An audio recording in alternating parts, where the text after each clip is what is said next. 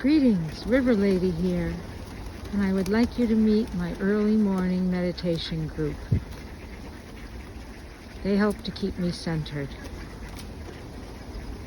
And hey, it's not my fault they're here. Yes, I feed them, but I also have a cormorant, which I don't feed, and there's also a great blue heron living on the other side of the river.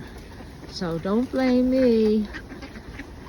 And Boston has a lot of ducks in its harbor, but I feed my ducks, and that's okay with me.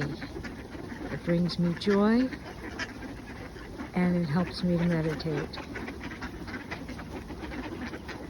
Thank you for watching and for not judging me. Bye.